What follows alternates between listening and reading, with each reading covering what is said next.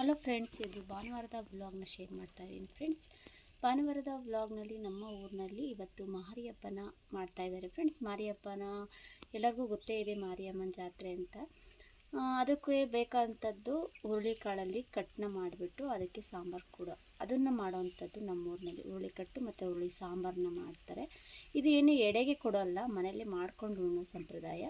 ಎಡೆಗೆ ಬಂದು ಅವರೆಕಾಳು ಮತ್ತು ಮೊಸರನ್ನ ಅಥವಾ ಸಿಹಿ ಅಡುಗೆ ಏನಾದರೂ ಮಾಡಿ ಕೊಡ್ತಾರೆ.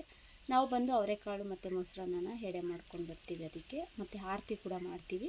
ನೋಡಿ, ನಾನು ಹುರುಳಿಕಟ್ಟು ಮತ್ತು ಹುರುಳಿ ಸಾಂಬಾರು ಮಾಡೋದಕ್ಕೆ ಹುರುಳಿಕಾಳನ್ನ ಬೇಯೋಕ್ಕೆ ಇಟ್ಟಿದ್ದೀನಿ. ಆಲ್ಮೋಸ್ಟ್ ಎಲ್ಲರಿಗೂ ಗೊತ್ತೇ ಇರುತ್ತೆ ಹುರುಳಿ ಸಾಂಬಾರು ಮಾಡೋದು ಯಾವ ರೀತಿ ಅಂತ. ಬಸ್ಸಾರು ಟೈಪೇ ಹುರುಳಿ ಸಾಂಬಾರು ಕೂಡ ಮಾಡೋದು.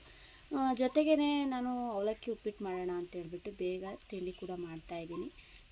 ಫೈನಲಿ ತಿಂಡಿ ಕೂಡ ರೆಡಿ ಆಯಿತು. ಉಪ್ಪಿನಕಾಯಿ ಜೊತೆಗೆ ನಮ್ಮ ಮನೆಯವರಿಗೆ ತಿಂಡಿ ಕೊಟ್ಟೆ. ನಾನು ಕೂಡ ತಿಂಡಿ ತಿಂದುಬಿಟ್ಟು ನಂತರ ನಮ್ಮ ಮನೆಯವರು ಸಂತೆಯಿಂದ ತರಕಾರಿಗಳನ್ನ ಎಲ್ಲ ತೊಗೊಂಡು ಬಂದಿದ್ದರು, ಕಡಬದ ಸಂತೆಯಲ್ಲಿ.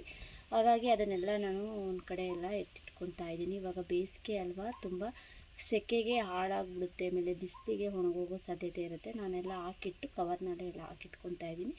ನೋಡಿ, ಎಲ್ಲ ಹಾಕ್ತಾನೇ ಸಾಂಬಾರು ಕೂಡ ರೆಡಿ ಆಯಿತು. ಹುರುಳಿಕಟ್ಟು ಕೂಡ ಹುರುಳಿಕಾಳನ್ನ ಬೇಯಿಸಿಟ್ಟು ಸಾಂಬಾರು ಮಾಡಿ ಅದಕ್ಕೆ ಹುರುಳಿಕಾಳನ್ನ ರುಬ್ಬಿದ್ದೀನಿ ಮಿಕ್ಸಿ ಜಾರ್ನಲ್ಲಿ. ಅದಕ್ಕೆ ಕಾಯಿ ಹಾಲು ಕೂಡ ರೆಡಿ ಮಾಡ್ಕೊಂಡಿದ್ದೀನಿ.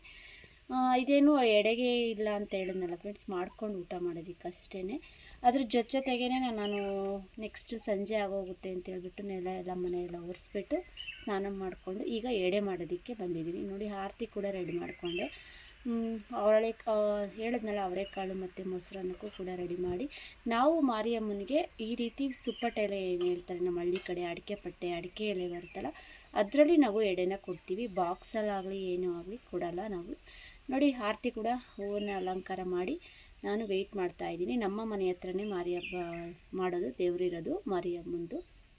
ನೋಡಿ, ಫೈನಲಿ ದೇವ್ರ ಹತ್ರ ಎಲ್ಲ ಬಂದಿದ್ದೀವಿ. ಇಲ್ಲಿ ಹಣ್ಣು ಕಾಯಿ ಮಾಡಿಕೊಂಡು ಆರತಿನೂ ಮಾಡಿಕೊಂಡು ಮತ್ತು ಅಲ್ಲಿ ಕೊಡುವಂಥ ಎಣ್ಣೆನ ಹಚ್ಕೊಂಡು ಅಲ್ಲಿಂದ ಹೊರಟ್ವಿ. ಇವತ್ತಿನ ವಿಡಿಯೋ ಇದಾಗಿತ್ತು ಫ್ರೆಂಡ್ಸ್. ಖಂಡಿತ ನಿಮಗೆ ಈ ವಿಡಿಯೋ ಇಷ್ಟ ಆಗುತ್ತೆ ಅಂದ್ಕೊಂಡಿದ್ದೀನಿ. Thank you all. ಬಾ.